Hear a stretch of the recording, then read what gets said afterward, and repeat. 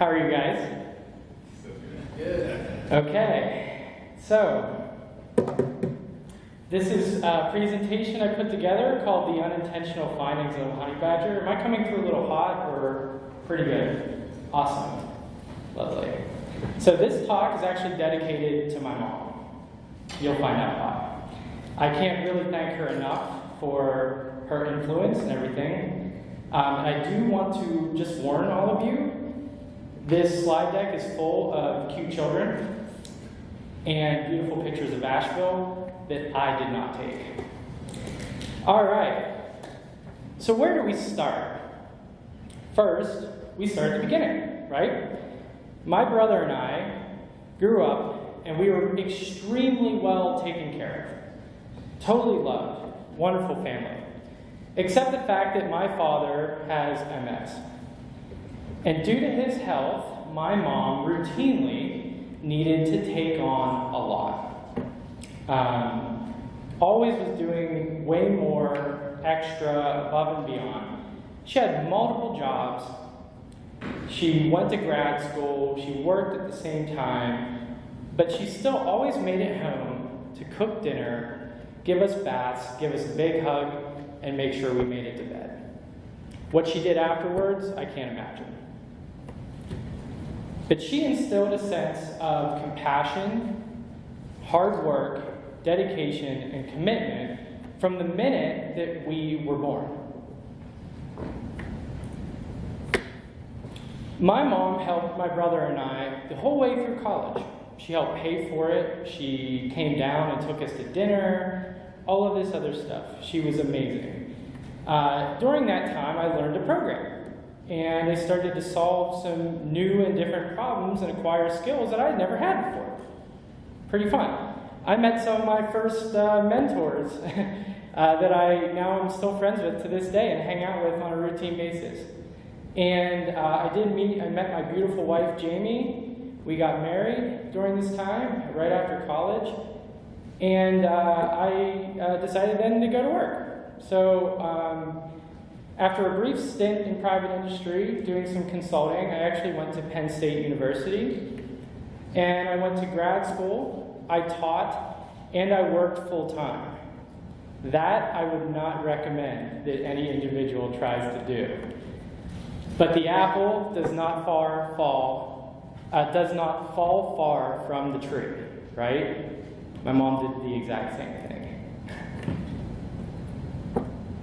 After about 8 years at Penn State, I was really trying to seek some new growth and new opportunities. I kind of felt like I was, I'd been there a while and I needed to mix things up. I got my master's degree in information security, and at that time, I actually ended up teaching 4 different computer science classes while I was there. But life was too comfortable for me. I was ready to mix it up a bit. So I needed something new. During my time at Penn State, I had learned Drupal. And I had evolved from what I would traditionally call just a programmer to someone that was capable of solving some larger problems and using the tool the right way and sort of expanding a bit more beyond just raw code. So I decided to leave and I went to Acquia. My personal life was growing as well. I felt a little bit more purpose now. A little deeper, a little bit more responsibility. And it sort of hit me one day that I decided I really need to make sure that I was trying to make the world a better place for my kids. I wanted them to be thriving and have a good place to live. But while working at Acquia, I also had a little bit less time and some more obligations that I wasn't accustomed to at Penn State. So it was a little bit awkward. So even with all of my hard work and my care and compassion for my customers and everything that I dedicated myself to Acquia, I actually failed. I failed hard. Success is most often achieved by those who don't know that failure is inevitable. I had a really hard time juggling my personal priorities. I want to spend time with my kids and everything like that, but also honoring those at work. The clients were very demanding, but my wife and kids needed me, and it was very hard. It was a struggle. So even though I cared about my job and the customers, and I did exactly what I'm used to doing, which is dedicating myself and investing in work and everything, it was just extremely challenging. My strengths were not working. And I didn't realize that for me to really succeed, I needed to fail. But before I learned that, when I left Acquia, I felt like damaged goods. What was I doing? Had I made the wrong choices? Was I in the wrong career? Why didn't this work? Because every single day I did the things that I knew to do, that I was confident about, that I was all of the hard work and dedication that I think is my strength. So what went wrong? I had a lot of doubts. So I was uncertain of my choices, and I wasn't sure what the future would hold. And then I made it to CivicActions. Dan did a great job of introducing the points of CivicActions around priority and balance. But I'm not going to lie to you, I really felt like they took on a project by hiring me. I probably was, at that point, the least balanced person that ever walked in their door. CivicActions has an established good culture. They promote work-life balance at every single point, every opportunity they can. And they really care about doing good in the world. And that's something that I always wanted to do, and I believe in, and I aspire to be. It really is around working with some level of purpose, but also living life in a friendly way, right? But I felt really far removed from this. So I felt it was, to me, a bit of a stretch, joining the team, and I didn't actually realize how difficult it would be for me to transition in doing this. As part of that transition, I ended up being asked by the CEO, who I work with on a routine basis, to read a book. The book is called The Last Word on Power, and it talks about a couple different things that are some themes of this talk that I think are going to be helpful to steer this conversation. The first thing that I learned in the first chapter of the book, really, is it talks a lot about how our brains are conditioned. And every experience that we have conditioned our brain a certain way to see life the way that we see it, specifically through our lens. And every single experience that we have shapes that lens that we see our life through. The Last Word on Power introduces the idea called a winning strategy. And a winning strategy is based on this conditioning. So this forms our reality, and it shapes the way that we see the world in a subconscious way. Chances are you are not even aware of your own winning strategy. So each one of us does have a winning strategy, and that is a reflection of our life and life's experiences. But, to quote the book, this winning strategy is both the reason for your current success and your biggest limitation to move forward. Let that sink in for a second. To see what is in front of one's nose is a constant struggle. And that was by George Orwell. So our winning strategy is truly a formation of what it is that has worked for us in our lives and has made us comfortable. Our brain seeks comfortable. We don't like the uncomfortable. So our brain is conditioned to basically use our winning strategies. And we're not even aware of our existence of it because it is subconscious. We do it naturally. So because it influences the way that we see the world, our entire perspective in life is biased around our winning strategies. So as technologists, we look at things, the word programming, with a certain meaning. And that word usually is around the code, right? So, hey, we're going to go program a website, going to drop in some PHP, a little bit of CSS. But if you look at your brain, you can almost look at it the same way. If you look at your life's experiences, and we talk about our conditioning and our predisposition, that is, in some respect, a level of programming. And that is really what influences the biases that we see in this world. So our experiences in winning strategy really help to shape what we perceive as good or bad, right or wrong, and most importantly, possible or not possible.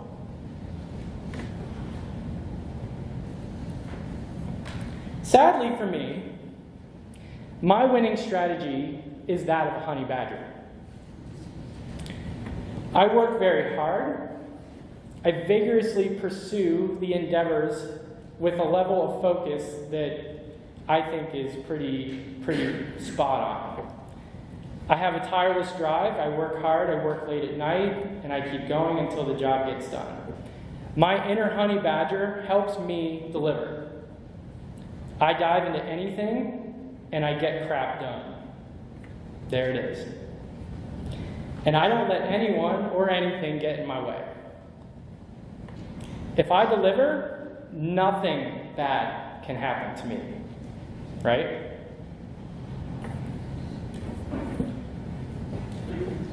My honey badger is just a way to hide my own vulnerabilities. As a honey badger, I want the world to see exactly what is in this awesome photoshopped image that I made for myself one time and posted to Facebook. I want someone to see the world, or see me, as someone who delivers, someone who's strong, capable, and technically brilliant. And I have spent my entire career trying to avoid my own vulnerabilities. I recognize now that I cannot reach my fullest potential without embracing it.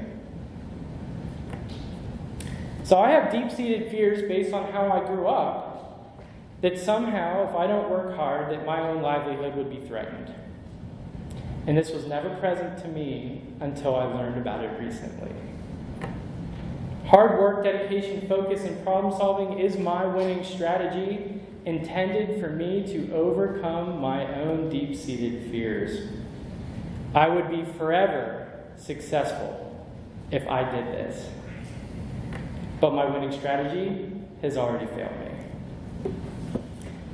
I rarely consider the social repercussions of a honey badger, especially in the workplace. And I shouldn't say rarely, maybe I'm not giving myself enough credit.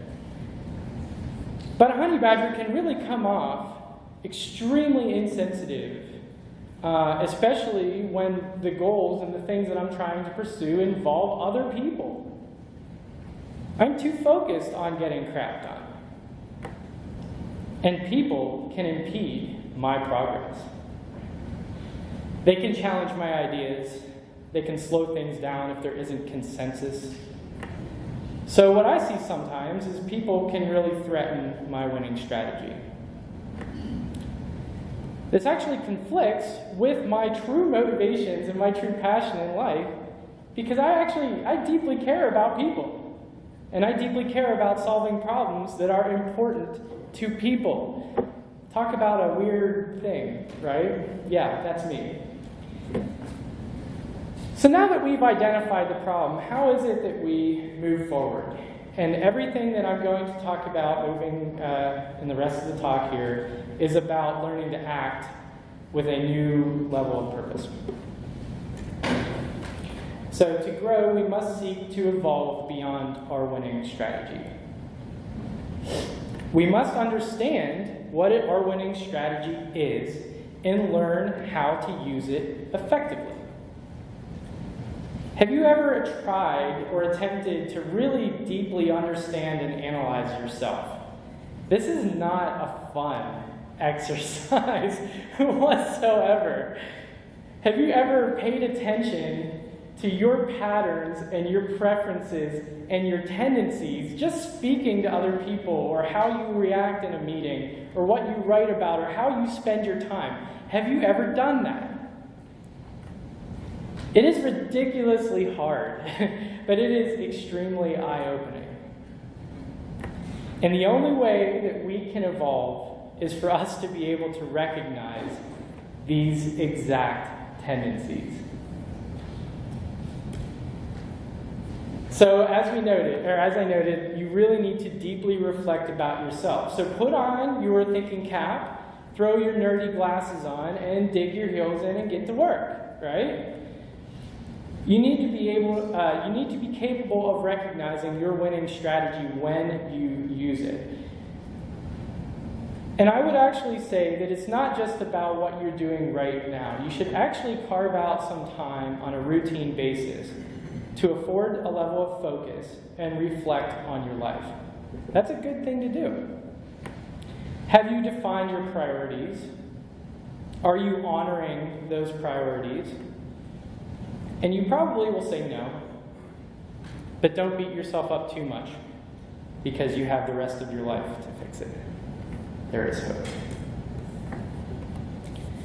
I suppose it is tempting, if the only tool you have is a hammer, to treat everything as if it were a nail. I love that quote. Abraham Maslow. So we must learn to only use our winning strategy when it is the correct strategy to win.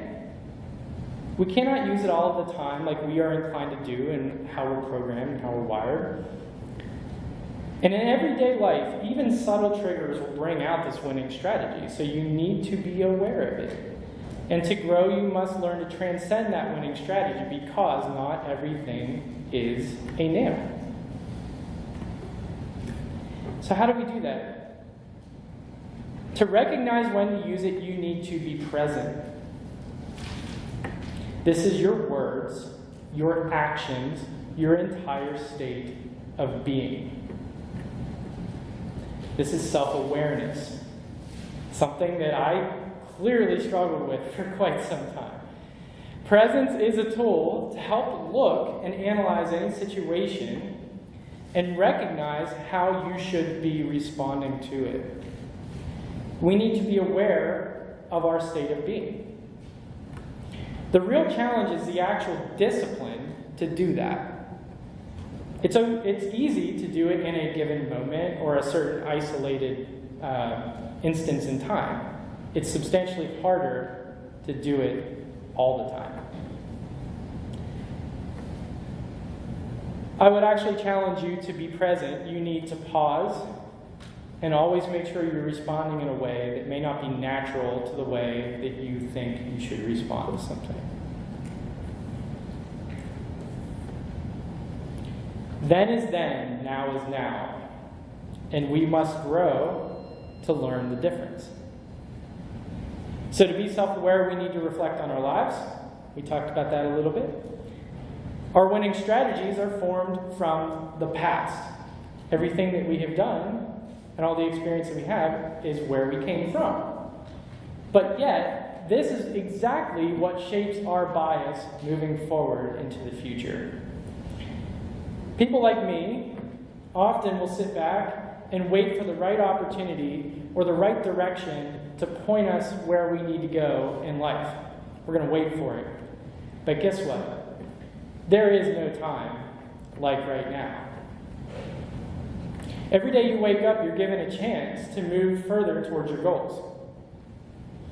You have a clean slate, a fresh beginning. Your head rises from the pillow, right? What are you going to do with it? How are you going to take advantage of that opportunity?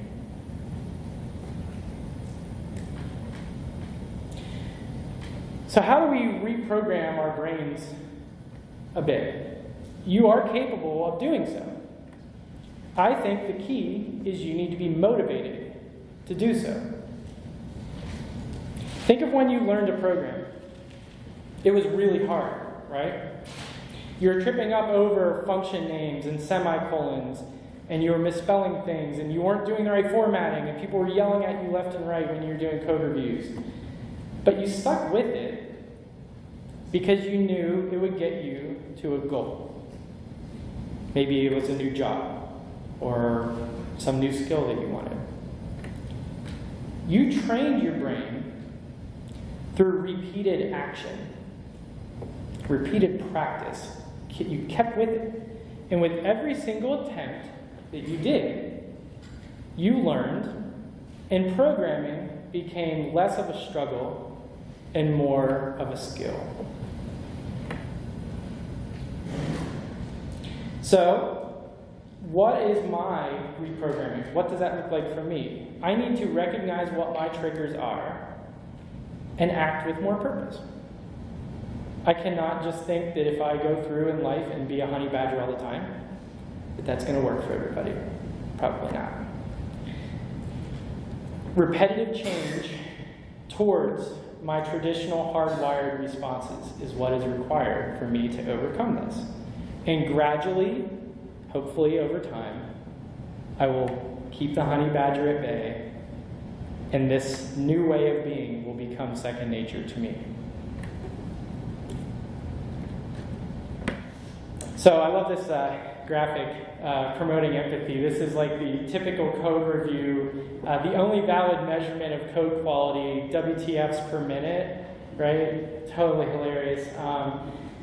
Yeah, been there. So for me, I think one of the keys about promoting empathy is really around patience and practicing it on a routine basis. I really want to try to embrace that as a philosophy, and I would encourage all of you to do that as well. We are all in some state of learning in our lives. I think sometimes we, as normal human beings and technologists, are a little bit competitive. But we're all learning things. And so for us to really promote empathy and to be sensitive of other people and where they are in their life's journey, we need to make sure that we are supporting them on that. And this is clearly an example of not doing that. We should not be reviewing code and cursing people out. But I need to be training my brain to be promoting empathy on a more routine basis and not let my inner honey badger take over or feel threatened. Imagine what you are capable of doing in life if you're not doing this. If you're bringing people with you on your journey instead of shutting them out and swearing at them whenever they submit code. That's a big difference, right? So you can do more if you bring others with you in life. And I think that's incredibly important. So make sure that you're always promoting and making demands of being emotionally intelligent, because there's way more to life than just having technical skill. Once you take fear out of the equation, the what-ifs and maybes disappear, and you go forth boldly from a place of love and courage. And that was written by Wendy Carrillo. So for me to do so, I need to have an awareness of what I fear and not be afraid of failure for me or other people. Failure is critical. It presents the single most opportunity for us to grow as individuals. What are you afraid of? Have you asked yourself that question? Do you understand what you're afraid of in life? Your fear will prevent you from achieving the goals that you are meant to achieve on this planet. So let's spend a minute on goals. Right, what you're seeing here is Rocky Mountain National Park. This is in Estes Park, Colorado. I visited there last year. It was a really beautiful place, and you probably were expecting Asheville, but sorry, I just really like this picture. So let's view our goals as a peak, just for 1 minute. A peak on a mountain. We all want to get to that peak. And our natural tendency and response is to look at that and say, I have a path to get to this peak. What happens if you encounter a boulder that is in your path? You can't get around it. Well, what do? Well, you have to seek a different path to get to the peak. right? It's a big mountain. You could find something else. And the same analogy applies to your winning strategy.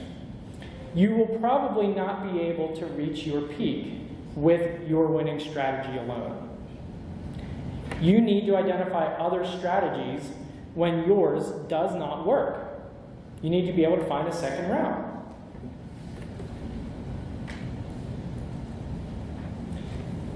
Life is journey and not a destination. This might be also a lyric from an Aerosmith song, maybe, but the author is Ralph Waldo Emerson. We are all in some state of that journey. We are all in some part of that path towards our peak. We're somewhere in the middle, right? But what I'm going to tell you is life itself is the journey. It's not simply a peak on a mountain that is being climbed. Imagine what opportunities that you are missing if you focus on that peak. What is it that you aren't seeing if you're just totally laser focused on something? So I'm going to challenge you to see opportunity in everyday life. We often dismiss opportunities if we cannot see how it gets us to our peak. We dismiss them. What if we took opportunities of what life handed us? They may offer unconventional paths, but you may reach a peak. You may reach a different peak, you may reach a peak that you wanted to. Ignoring life's opportunities means that we may never actually get to the peak that we want, and that we may never achieve.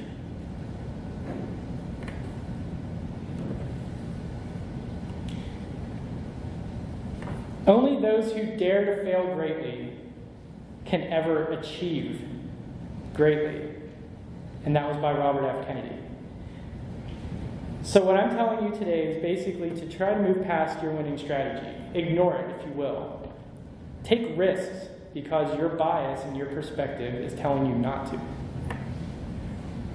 Suppose you take an opportunity that is presented to you. What's the worst that can happen? Would you fail? And if you fail, do you think that you learned something? I think so. But maybe you won't fail. And maybe you'll cure cancer. Maybe you will do something so substantial in this world that you will be a hero or looked up to. You can do that.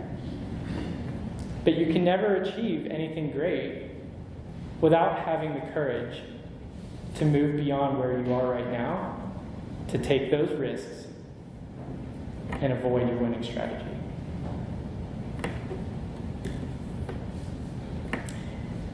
The right perspective makes the impossible possible. So if you look beyond your winning strategy, you can do incredible things. You see the world through a new lens, and it's not one that's constrained by good or bad, right or wrong, or possible or impossible. So I'm going to challenge you to do that.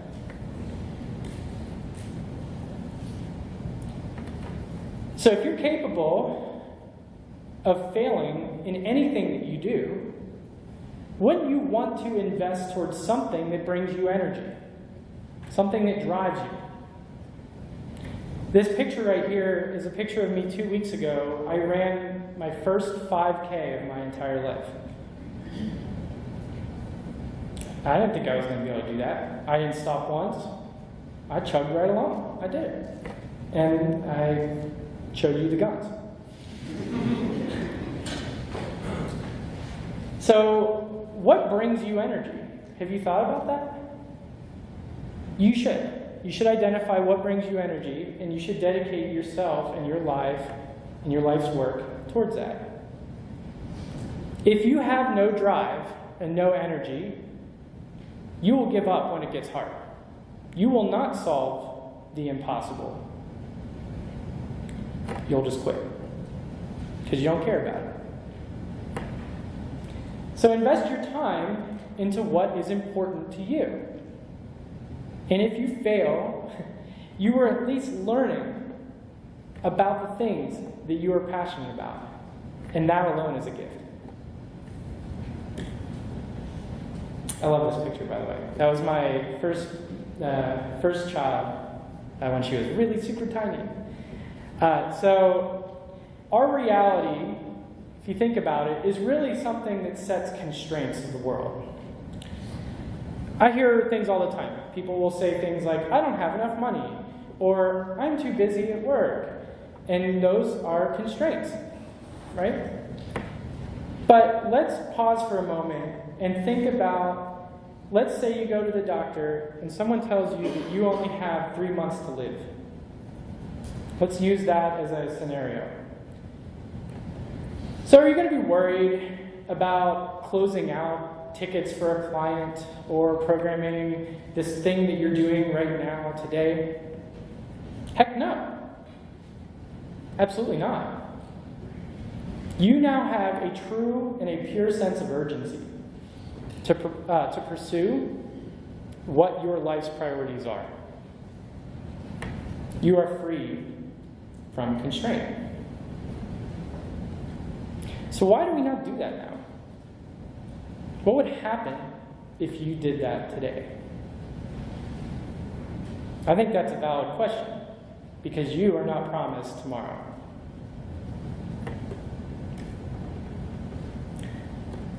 I want to be thoroughly used up when I die, for the harder that I work, the more that I live. And that's George Bernard Shaw. Life is too short. It really is. So we need to look at each moment as a way to invest towards our future and what it is that we want to do on this earth.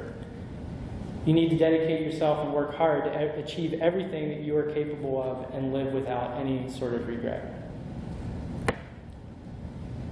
And like my honey badger, I'm going to challenge you to vigorously pursue your goals, work hard to achieve them, and make sure that you are keeping your life's purpose as something that is very present to you in your life. You may get hit by a bus walking across the street, so you should have some sense of urgency to make sure that you are doing what it is that you are here to do as soon as you feel comfortable doing so. So I wanted to summarize what we talked about a bit, or what I talked about. Definitely promote self-awareness. Condition your brain to move beyond just your winning strategy. Take risks. Learn. Be more opportunistic. Do not get stuck on one path in life. Honor your priorities. Free yourself from constraints. And have a sense of urgency to get where you want to be. So for me, to rid myself of this lovely honey badger, I'm going to read you a quote from Rachel Andrews. She actually tweeted this. Seems like there is enough miserable stuff happening in the world without us being nasty to folks in our own industry. We can be better. I want to thank you all. This is an incredible opportunity for me, something that was absolutely a goal of mine. I did what I didn't think was possible by doing this talk and presenting it for all of you. I want to thank all of the organizers who are totally amazing and incredible. This is a lovely camp, and thank you very much.